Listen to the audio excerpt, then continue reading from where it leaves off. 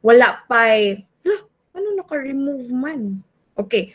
Si Mr. Lope, why is it na-remove? Okay. So, pwede na siya mag-request balik.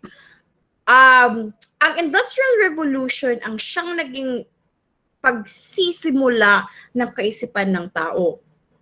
Sa Industrial Revolution class, may na ninyo nga naana siya nga revolution tungod kay naana ta aning gitawag nga isa may makakuan. Unsa man gyud hinungdan sa tao nga nag-start ang Industrial Revolution? Okay, kaysa may nakabasa. Okay? Ano ang naging salik ng tao upang simulan ang Industrial Revolution? It's the mechanics, right? Mechanics, very good. That's part of it. Okay? Very good, Miss Yu.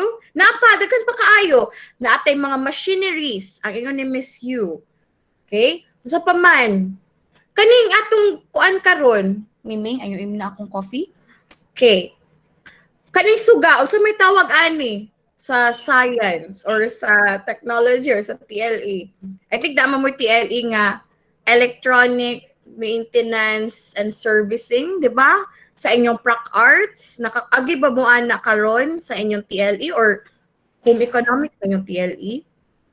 Okay, kung wala ni siya class, dili ta kagamit og internet, di ta kagamit og laptop, di ta kagamit og cellphone. So electricity? Very good. It's electricity. Okay? So, ano sa Tagalog ang electricity class? Pesa kay di ko ka search na ako. Filipino translator. Grabe, magamit ko kong translator. Oy, grabe, good. Ano sa Tagalog?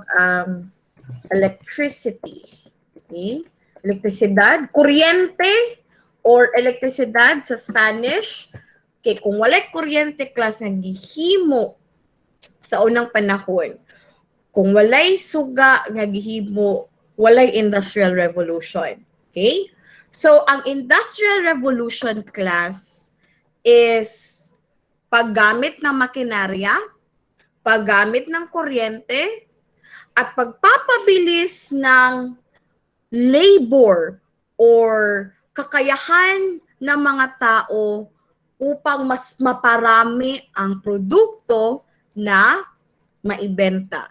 Okay, mo na siya yung purpose sa Industrial Revolution. Okay.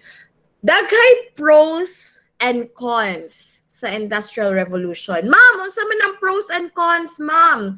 Pasabot-an na pros and cons, mga advantages o disadvantages. Okay? Advantages dahil mapapadali ang trabaho ng tao. Disadvantage dahil tungod po sa Industrial Revolution class, we are suffering global warming. Mabalaan na ninyo later on sa atong discussion o sa video nga ako ipakita karon. Okay? So, overview sa ta. Sa Industrial Revolution pod class, daghay inventions, discoveries, o innovations ang nag-improve. Okay? Ma'am, ano sa kalahian sa inventions o innovations? Okay? Kasi may makakuha na sa chat box. Okay? Comment din. O sa kahaang, ano kaya ang kaibahan ng imbensyon at inobasyon? Be, sa chat box, maski wala lang, nakamute lang, pwede gihapon class. I encourage everyone to answer in our chat box. Be, sino makakapagbigay, maski usa ra ka word, pwede po one sentence lang, unsa man ang inyong makinuha, unsa inyong makuha na nga idea. Ano ang pagkakaiba ng inbensyon at inobasyon? Okay? Invention. It could be phone, telephone. Innovation, From iPhone, diba? Yes, Miss Yu? from what I remember, innovation is like thinking up an idea or product, while inventing is the making of the product. Very good. That's correct. Okay?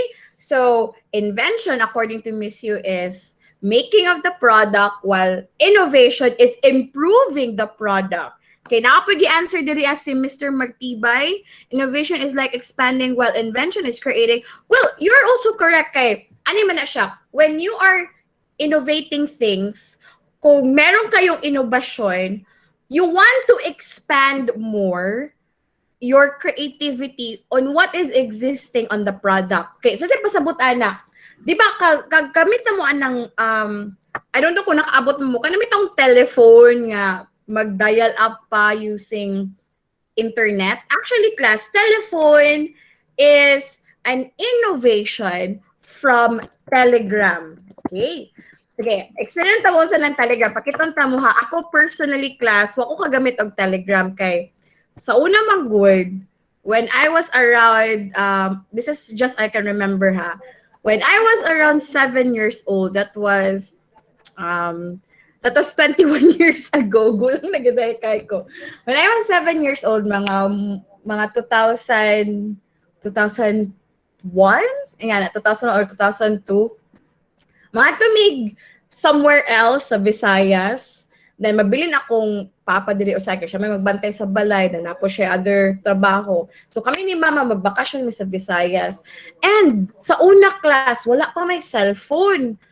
Kanang, before pa rin siya cellphone, ang gamit sa una of communication is Telegram. So, muadto mo og kanabitang like Bayantel. Kasi may nakatuod sa Bayantel diri sa Butuan. Kabantay mo anang dako kayo nga building.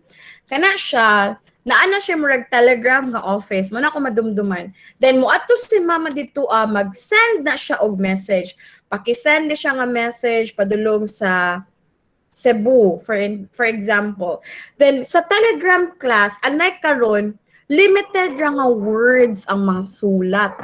Okay? Like, for example, kung mulapos na ka og 10 words, bayad na ka nag 50 pesos. Kung 20 na ka words, 100 pesos na. Then, ang Telegram class, ang pagkuhan na, nasa lagi gamit nga Morse code, muna na siya mga dots class. Nga, ilan na siyang naay mo basaan na ang mga interpreter tapos sa pikas nga line, madawat na nila ang Telegram after 5 hours. So, nga na, without those invention, walay phones nga magunita na to karon. Mas mapapadali ang komunikasyon kung may inobasyon. Okay? Di ba ang Telegram karon kanang application naman siya sa phone nga mura og messenger nga naaway mga group chat, pero ang sinauna gid nga Telegram class is like a wire. Okay? Wire na siya nga gi-invent nga ako i-discuss later on. Okay? So aside from that, ang phone, kani nga mga cellphone sa una class, napa na siya antenna, may antenna tapos bugat kaayo, gagmay pagig kaayog screen class. Kaedad ko ninyo no, ang akong ginagamit sa una is Nokia 3315. Cans with strings, dulaan na siya. Pero ingana ang innovation pod, Miss You. Sa una, when I was in high school, para sa inyong edad, ang akong gamit nga cellphone is ingani siya class. Pakitunta mo ako i-share screen. Okay. Ang akong gamit nga cellphone sa una is Nokia 3315. Wala ko palitig cellphone sa akong mama. Ang gigamit ra na ko is pag naami, like for example, mag-group meeting nga every Saturday. Okay pa man na sa una sa DepEd. Mag-text ko no, ani ang among gamit. Ambot ko nakagamit ba mo ani karon? Pakitanta mo ha. Ani siya nga cellphone class. Makita ninyo akong screen? Makita ninyo? Yes, yes ma'am. Tingnan akong gamit nga phone sa una, black and white, and then ang among games no kay Snake, kay Bantumi, ang gamit nga keys kay 2, 4, 6, 8, up, down, right, left, right. So, like good class. Without this cellphone manufactured by Nokia, wala tay Apple, wala tay Samsung, wala tay Huawei. So, I would say nga, innovation good no kay transcends time. And we can always thank for those people who invented and innovated and discovered things during Industrial Revolution. Okay? So, muna akong lesson karon, just to give you an overview. kay nagangan ni memes class nga pag ibuna daw nimo ang Nokia daw nga phone kay mo crack daw ang wall or mo crack ang floor. Mura daw siya as hard as Thor's hammer, imagine because that is actually true class. Unlike sa ubang phones ron, very fragile gid kaayo kay gamay lang nimo kuan kanang mahulog nimo ang phone mo crack na siya. Ang phone, ang Nokia phone yung class ko, maski ibunal pa na nimo, masuko ka sa imong manghod, ibunal na nimo, di na siya mabuak. Then, pwede pa gid nimo mailisan og battery. Unlike karon, kuan man good class, karon man good, ang mga phones are meant to be disposable. You know why? Because ang phones are very smart. Ang phone manufacturers, they're very smart because they want people to buy new product yearly. Kay di ba kung dili sila mo palit or if wala yung market nga mo palit sa ilang phone constantly, wala sila trabaho, wala sila kwarta, wala sila profit. So phones, if you come to think of it, even though na uban nga 30,000, 15,000, phones are meant to be disposable so that people will buy new phones. In fact, class, kaning mga apps, di ba kabantay mo ka ng mga apps magsigig update, di ba? Because updating your apps, manggod, means you have to improve some of the features, settings of the app sa ng Facebook. And every time na mag-upgrade o mag-update ang inyong apps, magka-less ang value or gamit sa inyong internet connection. Di ba kabantay mo sa una class, katong ako pa'y high school, ang 1 gigabyte nga storage sa phone is so big, so huge nga maka-download kag music for like 1,000 kabuk music sa usa ka phone. Pero karon ang 1 gigabyte nga storage o kanang data sa inyong internet or mobile data, gamay na lang kaayo kay tungod nagka-update gyud ang mga apps.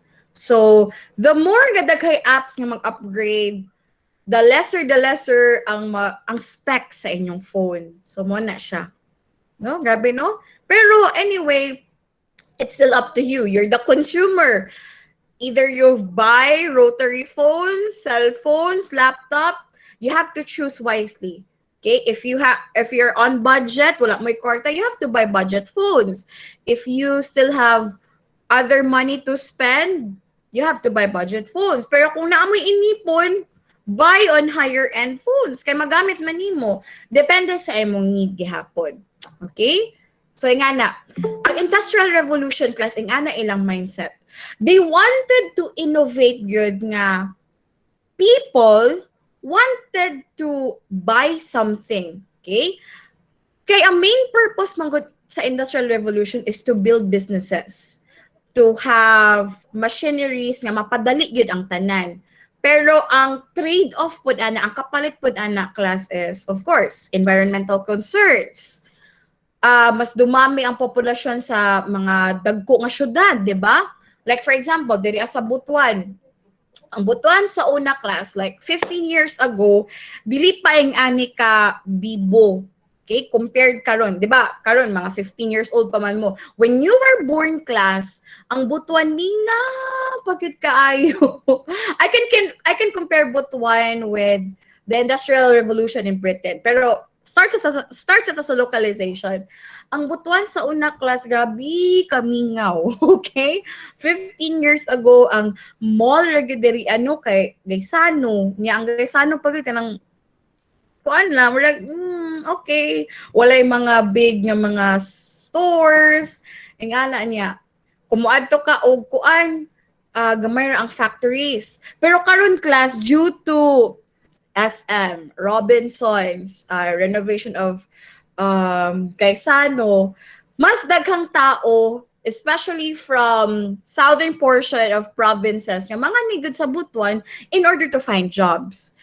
Inga na po nahitabo sa Britain, kaya sa Britain manggid class or sa UK, diha nag-start ang Industrial Revolution. Pagka tukod, kasi Tagalog rin sa tukod, pagka Buo na. pagkabuo ng mga factories, mga pabrika noon sa Britain, ang mga tao sa rural areas, sa mga baryo, sa mga probinsya, lumipat sila upang maghanap ng trabaho sa kabisera ng Britain or ng UK. So nagkadaghan ng tao sa syudad, mas nagka-problema ang gobyerno kay asa man naton ipamutang ni mga tao nga nagkataas man ang populasyon. And aside pud ana, ang another pud nga kanang problem pud sa overpopulation is ang pollution, ang overcrowding, tapos asa sila papuyon. So nga kay pros and cons during the Industrial Revolution. Okay? So, in the meantime, meron ako ipapakita sa inyo video. Actually, I don't do this actually sa aking class. Pero, kanisha, it's just a 4-minute video just to give you an overview o kada bitaw ma-picture out ninyo kung sa Industrial Revolution. Okay? So, this video is in English, pero I just want you to observe kung sa inaaning sa video. Okay? Tell me if you can see my screen. Madunggan ninyo akong screen. Madunggan. Maklaro ninyo akong screen, class? Yes, ma'am. How about Yes, Emmanuel? ma'am. Zoom Yes, out na ma'am. ako. Maklaro? Dili. Ay, dili? Click to accept full screen. Okay, Ana. How about ka na? Makita ninyo? Okay ra. Okay, sige. Okay. So, just 4 minutes of your time, observe kung unsay naaning nga video and we will discuss later on.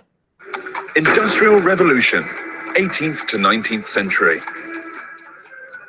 The economic developments of the 1800s saw the development of agrarian and handicraft economies in Europe and America transform into industrial urbanized ones. The term to describe this phenomenon would be known as the Industrial Revolution and was first used by French writers but made popular by English economic historian Arnold Toynbee. The Industrial Revolution was underpinned by the Agricultural Revolution. From the mid-18th century to the mid-19th century, agricultural production increased significantly. The huge increase in food output supported the expansion and sustained a large population and boosted trade. The increased use of machines over human or animal power in farming also meant that less farm workers were needed, and they could leave the land to industrial towns. Better metals and richer fuel also contributed to industrialization by creating the steam engine, an integral machine to industrialization which powered factories, locomotives, and ships.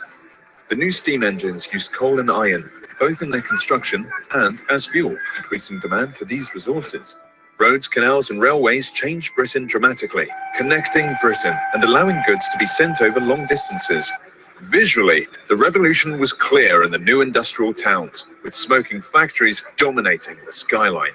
The cities were horrible to live in, overcrowded and dirty with dangerous conditions in the factories and strict rules and punishments. The Industrial Revolution saw mechanization in factories of the textile industry, which was previously manufactured in the home, creating the term cottage industry. Now, production could be increased on a large scale because of new inventions such as the spinning mule and the power loom. The iron industry developed with Henry Bessemer's inexpensive process for mass-producing steel. Iron and steel were key materials for constructing the tools and machinery, steam engines, and ships needed for the industrial progress. Industrial labor opportunities drew people to the cities from the countryside, to such an extent that in 1750, only 15% of the population of Britain lived in towns. By 1850, over 50% of the entire population of Great Britain lived in either a town or a city, and by 1900, it was 85%. London had 4.5 million people, Glasgow 760,000, Liverpool 685,000, and Manchester and Birmingham 500,000. Great Britain was the birthplace of the Industrial Revolution and was the only mature industrial economy for a long time. Historians have speculated that this was because, as an island, there was relative peace and stability for Britain compared to mainland Europe. Rather than spending on a large defensive standing army, capital could be spent on other ventures, and there was confidence for investors. Native resources were also abundant and readily available for initial technological developments and inventions. Engineers and inventors were also respected and encouraged in British society and were backed by wealthy patrons. A powerful navy and an empire bringing in vast wealth from its colonies also contributed to the catalyst for industrialization before others. Nevertheless, Germany, France, Switzerland, Belgium, and the United States soon emulated Britain's industrial change. And by 1900, Britain would no longer be at the top, with the United States as the world's leading industrial nation in the 20th century. Okay. Alright. So, mo na siyang overview sa Industrial Revolution. Okay. Stop presenting. Alright. So, mo ito siya ang overview. Pero, mas nindot magko na ay discussion. So, I'd like to acknowledge the owner of this slide by Mr. Kobe Brian Loterinia and John Clark Ambida. Okay? So, mas nindot magano siya kay attainable. Pero, ang lesson is of course related na po. So, sa Industrial Revolution, according po sa video, dagay pros and cons, as mentioned earlier. Without Industrial Revolution, hindi tayo magkaroon ng mga machineries. Oh, makita akong screen, by the way. Makita, Ra? Dili siya makita kung i-full screen, ma'am. Wait. I think na I way ani pagkuan your entire screen. Okay, how it's up. Full screen. Na may way ani pag. Okay, kani daw. Entire screen. Kani makita na siya karon. If nga na. Yes, Makita. ma'am. Yes, Okay. ma'am, makita na. Nindot na ikong entire screen na ipakita. So, again, if you want to screenshot, take a screenshot. If you want to, maminaw lang, okay na po maminaw. So, sa Rebolusyong Industrial, ang definition ay tinatawag, ay may kaugnayan sa mga kaganapang panlipunan at pang-ekonomiya na humantong sa pagbabago mula sa lipunang agrikultural at commercial tungo sa modernong lipunang industrial. Okay?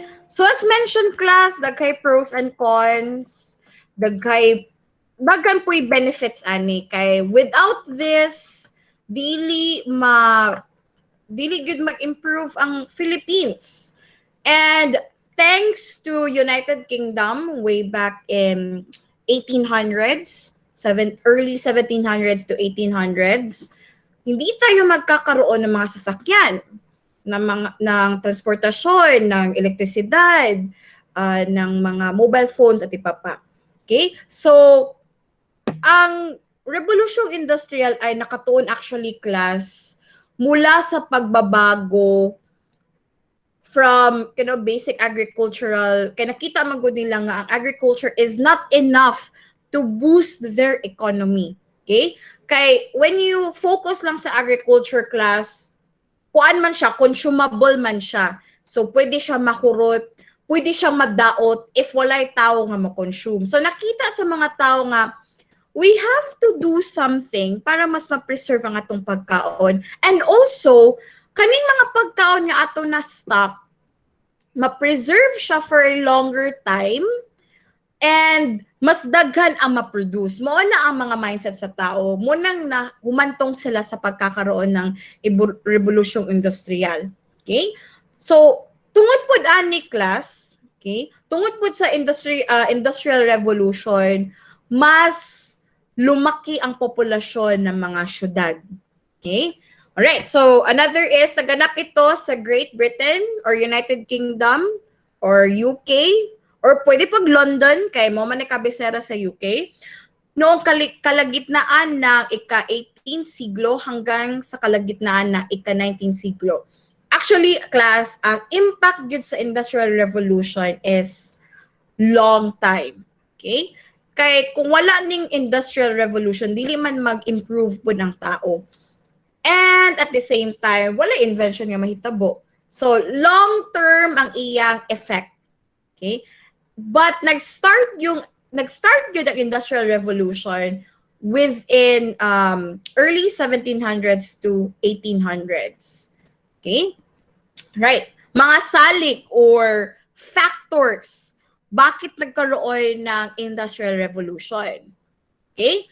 Right. Number one, paglaki ng populasyon. Nakita sa ilang kuan, sa ilang area nga, sa may buhaton sa mga tao. Why not hire them to be part of the workforce? So, mo na siya. Dagkay tao, mas dagkay mo lihok para mas mapadali ang trabaho sa Industrial Revolution. At the same time, kaninga mga tao po, kitudluan sila unsaon kuan bitaw manufacture, or kitudluan sila unsaon kanabitong kasi tawag kanang mag-manage sa factory. So nga naabot ginatawag na enclosure movement.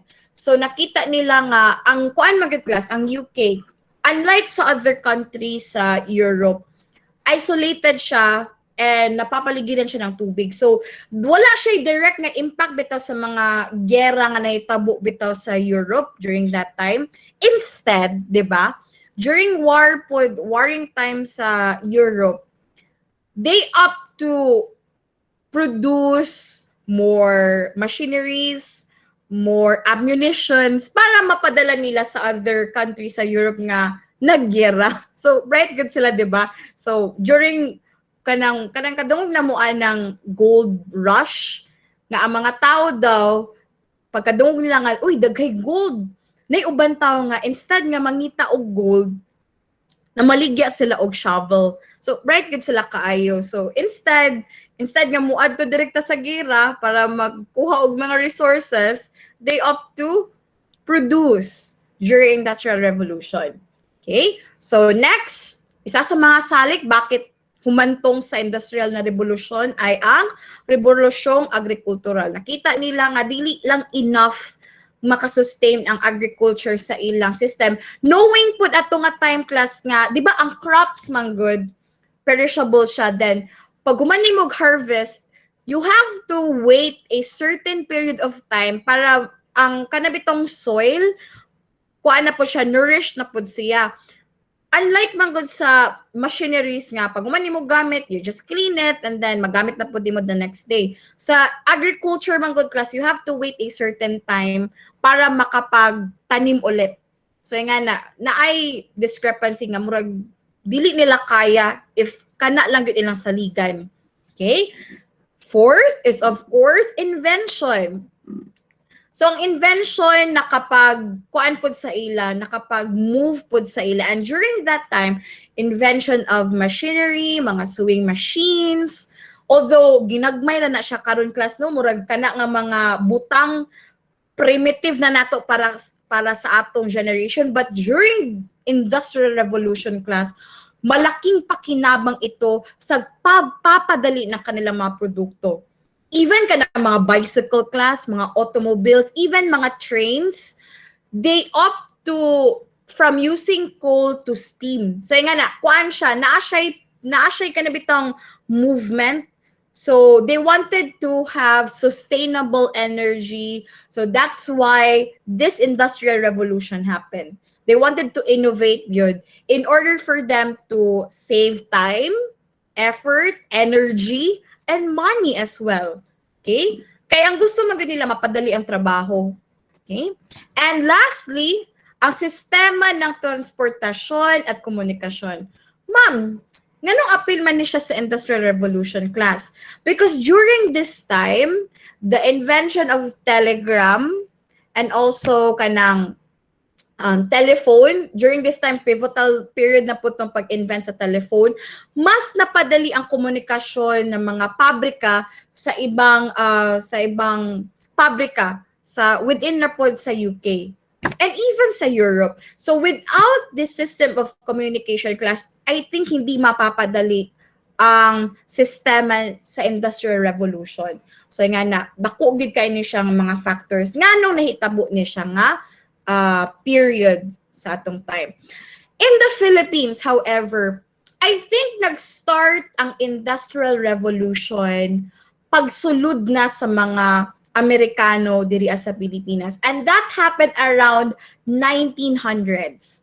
Okay? Pagsulod sa Amerikano, di ba ningon tong sa video nga, dili daw number one, okay, na wala daw pagka number one ang Britain sa Industrial Revolution tungod kay ni join na po ang other countries such as US, France, Germany, o sa other parts po sa Asia. And sa ato sa Philippines, we started Industrial Revolution pag-start po sa US. Kaya of course, we have relationship with them. So, the Americans taught us how to revolutionize things, and without their help, dili mo-modernize atong city karon.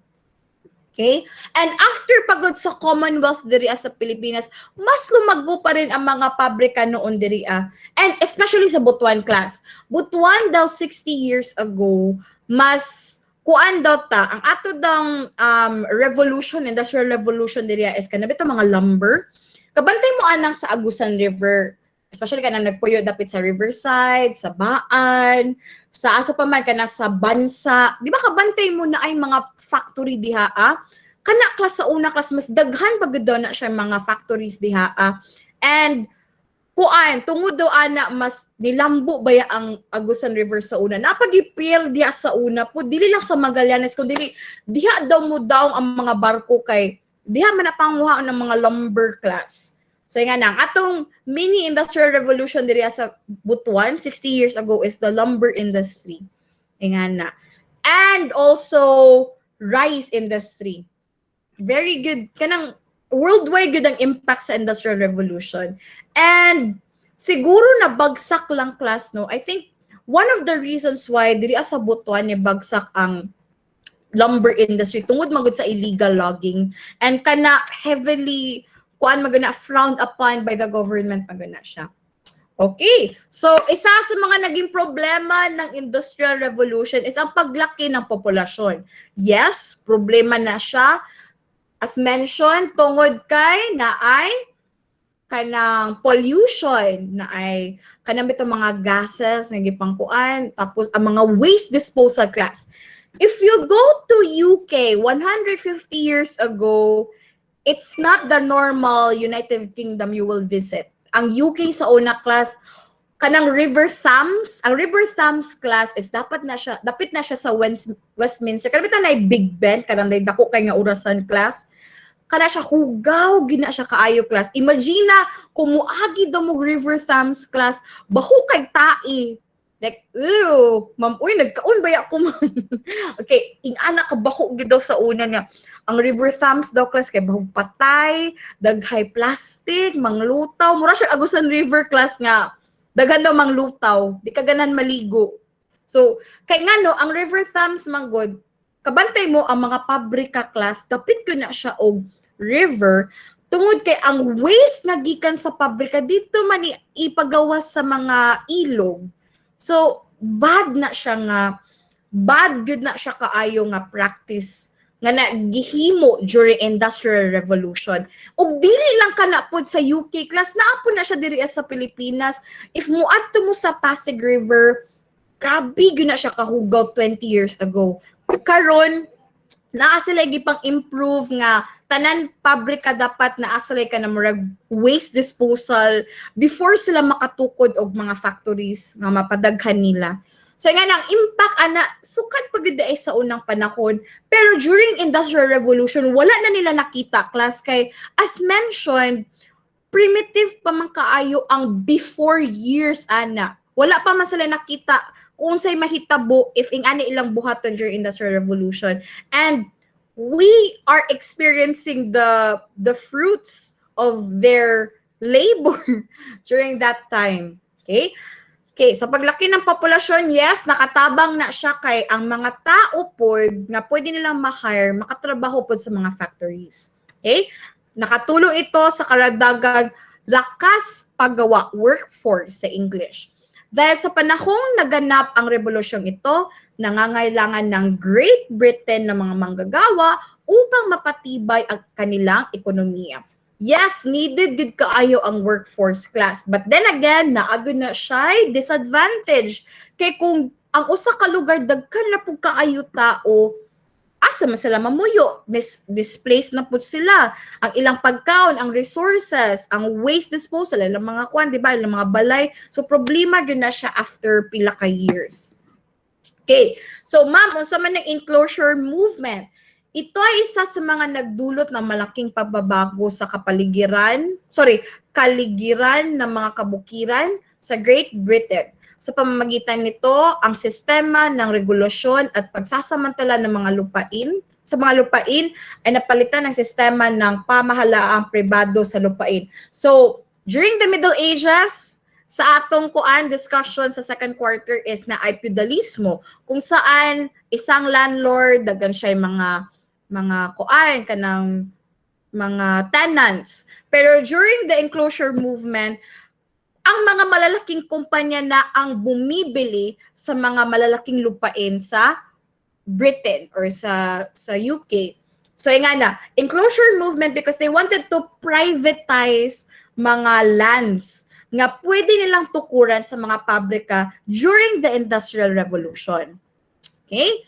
So, epekto, naagi na effects class. Muna to kung giingon, nagkaroon ng pagtaas sa produksyong agricultural dahil sa kakayahan ng mga landlords na mamuhunan sa bagong kagamitan at mga eksperimento sa mga bagong teknik sa pagsasaka. Okay, ang mga landlords podcast, grabe ka bright. So, nayuba nga gipangbaligya nila ang lands. Napayubang landlords nga they merge their property with the big companies nga nangita og lugar nga katukuran sa ilang mga pabrika. Okay. So sa Rebolusyong Agricultural during this time, ang nagsasalarawan sa panahon ng pag-unlad ng Britain sa pagitan ng ika-17 hanggang ika-19 na siglo. Okay, so pivotal stage na rin siya. Pero class, let me just tell you, wala good na erase entirely ang agricultural sector. In fact, sa agricultural sector, mas nilambo ang ilang production because those people in the agricultural sector, they wanted to find new ways na mas mapapadali ang kanilang pagtatanim at pag-aani. Okay? Nakatulong ito upang makagawa ng mga kagamitan sa pagsasaka tulad ng seed drill at McCormick Reaper. Okay, so muna siyang example kami lang sa mga baka bitaw nga mas kuan. Pero karon class no, kumuta na mo sa YouTube, daghan kay mga high-tech nga kana bitong harvester. Di lang ako ma-describe karon, pero if you will search it sa YouTube, kay ako pong sister na ama siya sa Department of Agriculture nagkuan, daghan kaayo technology good class nga mapwede magamit. It's just that sa Pilipinas manggod, if you're farmer, sad to say, murag I wouldn't say ang gobyerno wala pakabanaha, pero murag gina-lockdown man ang mga farmers karon. Matingala ko ba nga ang sa Pilipinas unta na we have kanang abundance in agriculture, pero nganong gamay ra may tao nga gusto nga manginabuhi or mag-focus ana nga business nga in fact mura ba gyud na ang atong backbone sa atong society. So kamo future citizens of our country, I would suggest invest more on agriculture and make innovations on how you will make production easier and sustainable pod in the future. So I know sections Agoncillo, Abad Santos, and Ginaldo, you can innovate yun. So during this time, try to think of ways nga in the future na amoy ka na bitong makanegosyo mo, I would suggest go for agricultural business. Daghan kayo opportunity sa Philippines na wala lang gid kaayo na look bitaw sa mga tao, na overlook bitaw siya. So I would suggest nga try venturing on agricultural sector. Ingana, do not look down on our farmers. In fact, I will be happy if you will become a farmer because you are helping our economy. Ingana. Alright, so muna ta, inventions na ta. Okay, time check sa. Kapit naman ng time. Mga invention, meron tayong flying shuttle, murag machinery ni siya nga gamiton sa mga dagko nga factories. Mura siya, kung tanawin ni mo, mura siya mga fuse, nga na napotay spinning jenny. So kani siya is ang old style nga mga makina sa una. So instead katong mga sewing machine nga grabe ka primitive kayo, kani nga mga machines class can make textile, 100 folds of textile in an hour. So imagine na mas mapaspas gid kaayo ang mga production. Okay, naapot tayo spinning frame, naapot tayo spinning mule. So ang mga tao po sa una class, kuan po, instead sa agriculture, kuan po, nakafocus po sila sa textile, sa mga sanina, sa mga tela. Kay especially po sa US, sa Industrial Revolution sa US, nakafocus sila sa cotton industry. So, kuan yun na, pinakausog yun sa una ng mga spinning machine, kay mas daghan ang production sa cotton. Okay, napot tayo power loom, cotton gin, kani, kag Ellie Whitney. Naman siya sa test, pero I wouldn't focus too much. Kamu na'y bahala mag-research, ani. Napot tayo steam engine by Thomas Newcomen. Napot tayo Germano, kang Michael Faraday. Napot tayo, kani, telegraph. Si Samuel Morse ang naka-invent, ani. And ang telegraph, kuan siya, ang iyang buhaton is magkuan siya og signal, mag-send siya og signal from one end to another using Morse code. Ang Morse code is like dots. Dili siya pareha sa kuan na kanang sa Braille. Na siya dots nga, one dot is equal to one letter. Na siya sa una na ay mga Morse code operators nga mag-translate sa messages. So nga na. Kinapot tayo. Telephone, of course, by Alexander Graham Bell in 1870s. Napot tayo airplane by Orville and Wilbur Wright. So without airplane, ambot, di kita ka-travel good outside. And this was invented way back 1870. Okay? Brothers ni sila. Napot tayo kotse, of course, mga auto by Henry Ford. Di ba nakadungog na matag brand nga Ford? Ganan, di ko silang mga sakyanan gani. Okay na.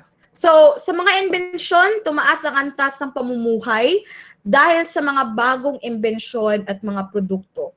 Okay. Of course, with these inventions, way back Middle Ages, good class, no, before Renaissance, ang mga tao nga mag-invent og mga butang kay ikuan din nila nga mga buang, mga crazy, but those inventions actually help us to improve our way of living.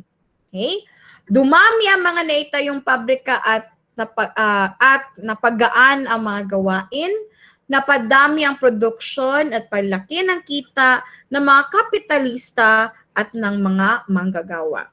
Okay? So, sa may mga, of course, naagin na yung mga cons, hindi naging maayos ang mga pamamalakad sa mga pabrika. Diba? In the long run, naagin siya yung mga kuan yun na corruption gihapon na naitabo. Mahaba ang naging oras ng pagtatrabaho at tinanggap bilang mga manggagawa, pati mga bata at mga babae. Very bad. Hindi kailangan na ang maraming manggagawa sa trabaho. Okay? Alright, so we don't have time, class. Any questions before we end? Yes. Pwede mo i-send ang link sa Yes. Yes, I will send it. Okay? So, more to, wala ko ihatag sa inyong assignment kay nakahatag naman ko last time. Continue with the learning activity sheet nga akong gipo sa Google Classroom. Okay? Alright, ako ihatag ang link na sa atong chat box. Okay. Ako po ihatag sa atong GC karon. Alright, so any questions aside from the link? Wala na, kay mo klase na ko sa other nga section. I hope